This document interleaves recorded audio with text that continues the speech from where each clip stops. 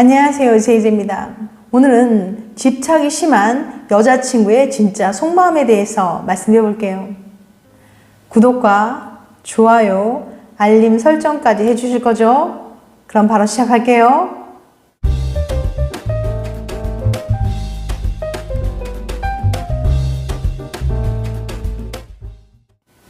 내가 왜 힘든지 알아? 장거리 연애하는 커플들이 뭐 때문에 힘들어하는지 아세요? 애인 주변의 이성들, 연락이 잘 안 되는 거? 외인 주입대 캐서린 교수에 따르면 바로 이런 것들 때문이랍니다. 장거리 연애 커플이 힘들어하는 이유 1위, 너무 먼 거리 32%, 2위, 불확실성 27%, 3위, 성격 차이 14%, 4위, 애인 주변의 이성 14%, 5위, 커뮤니케이션 3%로 나왔어요. 캐서린 교수는 장거리 연애를 잘하려면 2위에 오른 불확실성을 제대로 이해해야 한다고 말합니다. 1위는 해결할 수 없으니까요. 특히 장거리 연애를 시작하고 내 애인의 의심과 집착이 늘었다면 이 영상 집중해서 봐주세요. 관계가 불확실하다고 느낄 때, 보통 커플은 애인이 지금 어디서 뭘 하는지, 주변엔 어떤 사람들이 있는지 잘 알아요. 심지어 관계에 불만은 없는지, 애인이 날 얼마나 사랑하는지도 일상 속에서 자연스럽게 확인할 때가 많죠. 반면 장거리 커플들은 어느 것 하나 쉽게 알 수 있는 게 없어요. 애인이 나를 지금 진심으로 대하고 있는지조차 알기 어렵죠. 이렇게 내 애인의 마음속을 잘 모르겠다는 생각이 들 때 관계의 불확실성은 커지게 됩니다. 우리 사이가 앞으로 어떻게 될지 확신을 못 느끼게 되는 거죠. 내 애인에 대한 확신이 부족해지는 순간 의심과 집착은 시작돼요. 지나치게 예민하거나 의심병이 있는 사람이 아니더라도 누구나 그렇게 될 수 있어요. 오히려 문제는 애인의 의심과 집착을 대하는 사람들의 태도입니다. 걔는 진짜 그냥 후배야. 왜 그래? 내가 연락 잘하잖아. 네가 요즘 너무 예민해서 그래.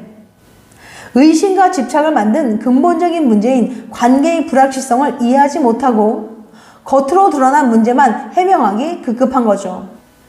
해명으로 풀고 넘어가더라도 결국 시간이 지나고 나면 의심과 집착은 다시 시작될 수밖에 없어요. 관계의 불확실성은 그대로 남아있으니까요. 그럼 어떻게 해야 의심과 집착을 근본적으로 없앨 수 있을까요? 캐서린 교수는 미래에 대한 확신을 심어주는 게 큰 도움이 된다고 말해요. 지영아, 너무 보고 싶다.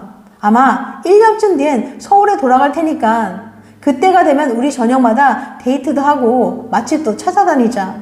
나는 매일 그날만 기다려. 이렇게 우리 앞날에 대한 이야기를 자주 또 많이 해주는 거죠. 아, 이 사람이 정말 나하고 계속 함께하고 싶어 하는구나 라는 생각이 들면 성공이에요. 애인이 나와 함께하는 미래를 상상한다는 사실이 애인에 대한 확신을 갖는데 큰 도움을 주거든요. 자신에게 확신을 주는 애인을 사소한 이유로 의심하진 않을 겁니다. 또 실제로 그럴 마음이 있다면 결혼 얘기를 하면 더 좋고요. 그렇다고 막연하게 우리 결혼하면 진짜 좋겠다가 아니라 진지하고 깊은 대화를 나누는 거죠. 뭐가 미안한데? 라는 말을 하면 안 되는 이유. 미안한 걸 아는데 왜 그래? 미안한 줄 알면 안 했어야지. 이런 말을 들으면 말문이 턱 막힙니다. 분명 내가 잘못했고 미안한 것도 맞는데 왠지 모르게 짜증이 밀려오죠. 이번에는 사과와 용서에 대한 연구를 소개해 볼게요. 이런 말을 한 적이 있거나 들어본 적 있는 분들에게 많은 도움이 될 거예요. 사과와 용서 실험. 네덜란드 에라스무스 대학의 주스트 루니센 교수는 153명의 실험 참가자들 실험실에 초청한 후 게임을 하게 했어요. 이 게임의 룰은 간단해요.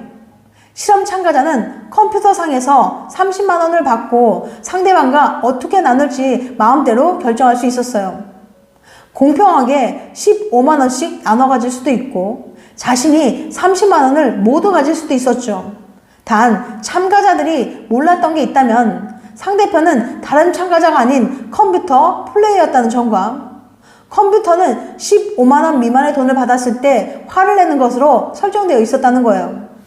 컴퓨터는 15만 원보다 적은 돈을 나눠준 욕심을 부린 참가자들을 두 그룹으로 나눠서 랜덤으로 메시지를 보냈어요. A그룹 참가자들에게는 내가 돈을 너보다 적게 받았잖아. 공평하게 나눠야지. 어떻게 그럴 수가 있어? 난 절대 용서 못해. 라는 메시지를 B그룹의 참가자들에게는 내가 돈을 너보다 적게 받았잖아. 기분이 나쁘네. 하지만 처음이라 그럴 수 있으니 이번에는 봐줄게. 다음 판에는 더 잘하길 바래. 라는 메시지를 보냈죠. 참가자들은 이 메시지를 받고 답장을 보낼 수 있었어요. 루니센 교수는 어떤 메시지를 받은 참가자가 좀 더 적극적으로 마음을 다한 사과를 했는지 궁금했습니다. 과연 결과는 어땠을까요? 재밌는 결과가 나왔는데요. 절대 용서 못한다는 메시지를 받은 참가자들 중 절반 정도만 사과의 메시지를 보낸 반면에 용서해주겠다는 메시지를 받은 참가자들 대부분이 사과의 메시지를 보냈어요. 상대방이 용서해줄 가능성이 사과라는데 결정적인 요인으로 작용했던 거죠. 루니센 교수는 이 결과에 대해서 이렇게 설명해요. 사과는 자신의 잘못을 인정하고 비난받아 마땅하다는 걸 받아들이는 행동이에요. 기본적으로 하기 쉬운 행동이 아니죠. 그렇기 때문에 상대방이 용서해줄 가능성은 사과를 하는 데 있어 중요한 판단 기준이 될 수 있습니다. 자신의 미안한 마음을 전달하고 용서를 받고 싶어 사과를 하는 건데 상대방이 나를 용서해줄 가능성이 전혀 없어 보인다면 사과할 이유가 그만큼 줄어들죠. 나의 완고한 태도가 상대방의 사과를 막는 걸림돌이 될 수도 있는 거예요. 용서와 사과. 뭐가 미안한데? 미안한 걸 아는데 왜 그래? 미안한 줄 알면 안 했어야지. 이런 말들 하는 심정은 이해해요. 솔직히 틀린 말이 아니죠. 하지만 이런 반응이 사과하고 싶은 마음을 근본적으로 없앨 수도 있다는 사실을 기억해 주세요. 물론 억울한 심정이 드는 건 당연해요. 잘못은 상대방이 했는데 왜 내가 이런 것까지 생각해야 하는지 충분히 이해됩니다. 하지만 이런 갈등과 화해의 과정도 결국 상대방과 더 좋은 관계를 유지하기 위한 거잖아요. 게다가 연구에 따르면 용서는 상대방의 잘못이 반복되지 않도록 하는 효과도 있다고 해요.